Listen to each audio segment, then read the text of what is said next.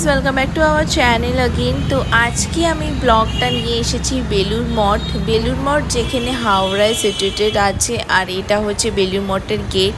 এখান থেকে সোজা সোজা আমাদেরকে যেতে হবে, তাহলে আমাদের মেইন গেট যেটা আছে বেলুড় মঠ, যেখান থেকে আমরা ঢুকতে পারবো, সেখানে পৌঁছে যাব।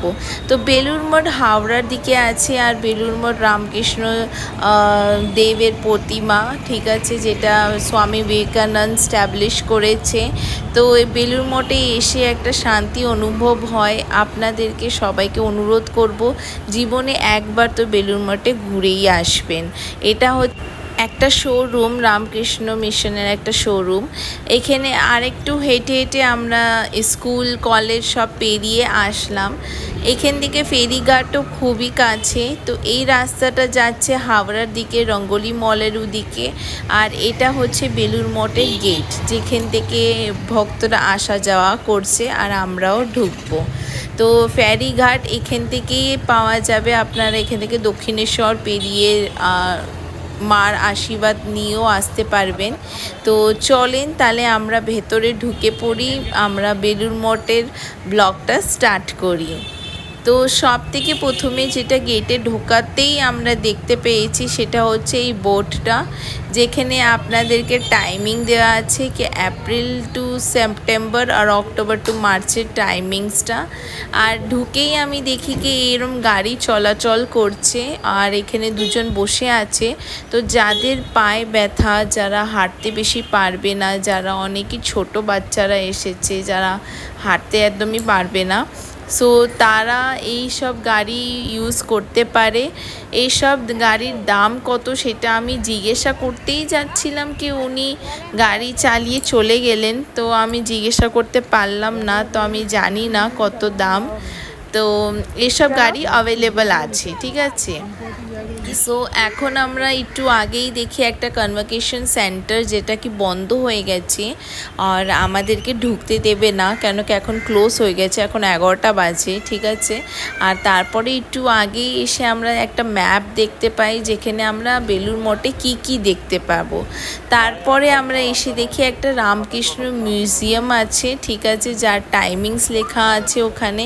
আর এখানে ভিডিও ফটোগ্রাফি করা ভেতরে একদমই অ্যালাউ না, ঠিক আছে, আর স্ট্রিক্টলি প্রহিবিটেড করেছে। আর এটা হচ্ছে রামকৃষ্ণ দেবের মিউজিয়াম, তো যেটা আমরা দেখে এখনই জাস্ট বেরোলাম। খুব দারুণ মিউজিয়াম। তো বন্ধুরা, এখানে পিছনে হচ্ছে আমাদের শ্রীরামকৃষ্ণ সংগ্রহ মন্দির।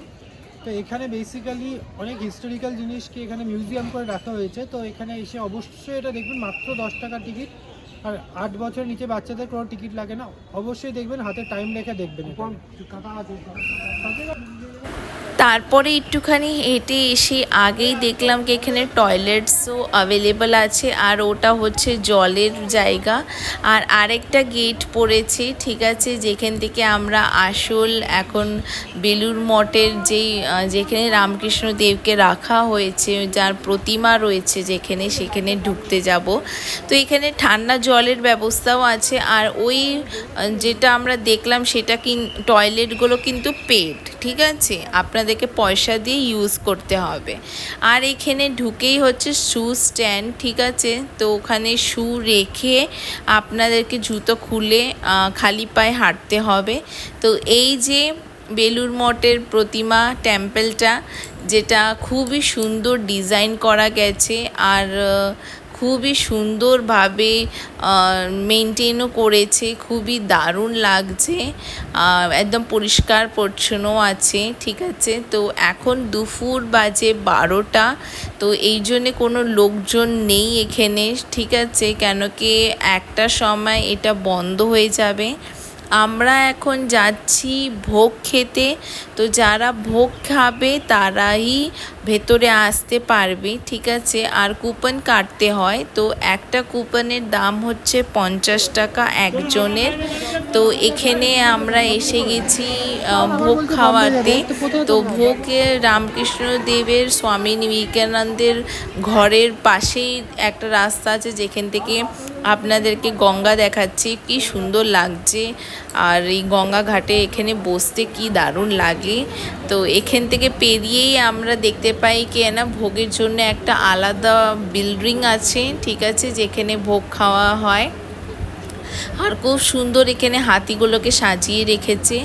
আর এখানে টয়লেটসও আছে যেগুলো ফ্রি আছে। তো আমরা এই ভেতরে এসে গেছি, মা শারদাকে প্রণাম জানিয়ে আমরা বসে পড়েছি এখন ভোগ খেতে।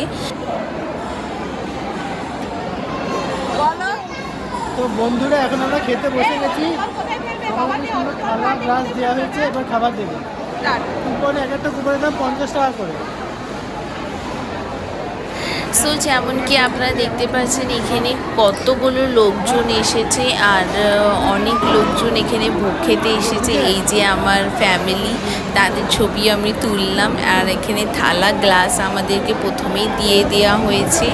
তারপরে এসে গেছে আমাদের ভোগ, যেখানে আমাদেরকে দেওয়া হয়েছে খিচুড়ি আর আলু কুমড়োর তরকারি।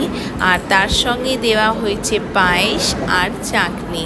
তো আপনারা এখানে যত পারবেন তত খেতে পারবেন, ঠিক আছে।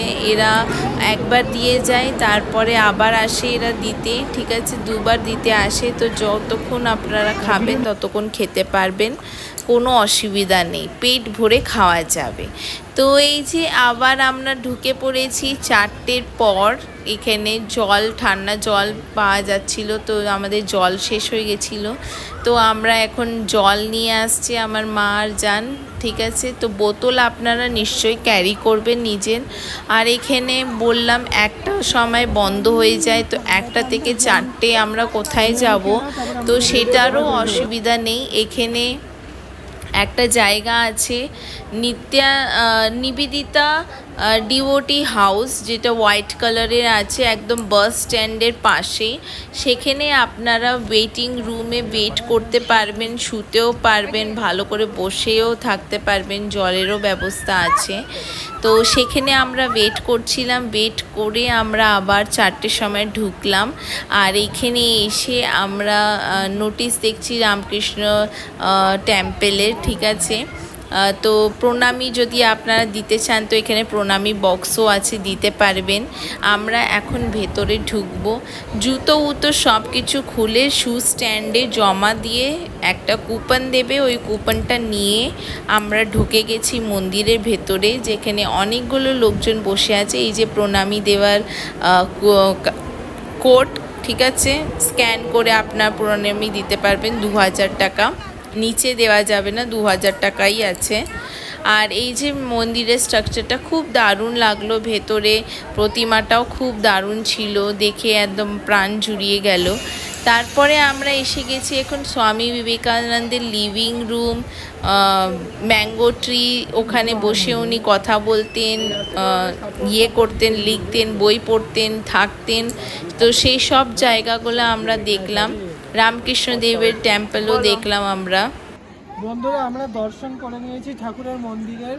দর্শন করার পরে আমরা স্বামীজির ঘর দেখতে গেছিলাম, শ্রী রামকৃষ্ণদেবের পুরনো মন্দির দেখতে গেছিলাম, স্বামীজির বসানো আম গাছটা দেখে এলাম, প্রচুর আম হয়েছে। একটা আম পড়লো, সেটা একটা ভক্তবৃন্দ নিলেন, ঠিক আছে। তো এবার আমরা বাকি মন্দিরগুলো দেখতে যাচ্ছি, আসুন আমাদের সাথে। বেলুড় মঠে ঢোকার কোনো টিকিট নেই, এটা একটা মন্দির, মন্দিরে ঢুকতে কোনো পয়সা লাগে না। আর এখানে জুতো জমা রাখতে হয়, জুতো জমা রাখার একদম ফ্রি, জুতো জমা রেখে নিতে পারেন। মোবাইল নিয়ে ঢুকতে পারবেন, কিন্তু কোনো মন্দিরের ভেতরেই মোবাইল অ্যালাউড নয়। আপনি বাইরে মোবাইল ব্যবহার করতে পারবেন, কেউ কিছু বলবে না। তারপরেই আমরা দেখি যে এখানে একজন গ্রুপ, যেখানে ঠাকুরের প্রতিমা নিয়ে পুজো করা হচ্ছেন আর কথা শুনছেন। ওরা কিন্তু নন বেঙ্গলি মনে হলো। তো খুবই দারুণ লাগলো আমাকে সেটা। এখন আমরা ঘুরে ঘুরে এই দুটো মন্দিরগুলো দেখব, তারপরে একটু গঙ্গা ঘাটের কাছে গিয়ে বসবো। তারপরে আমরা লাস্ট যেটা দেখলাম সেটা হচ্ছে সমাধি, ঠিক আছে, যেখানে ডিভোটিসরাদেরকে রাখা হয়েছে। তো সেই সমাধি আমরা দেখলাম, দেখার পর আমরা ফিরে চলে গেলাম গঙ্গার ঘাটে একটু বসতে, একটু সময় কাটাতে, ছবিও তুললাম।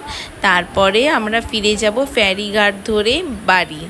তো এই ব্লগটা আমি এখানেই শেষ করছি। আশা করি আপনাদেরকে ভালো লেগেছে। আবার দেখা হবে, বাই বাই।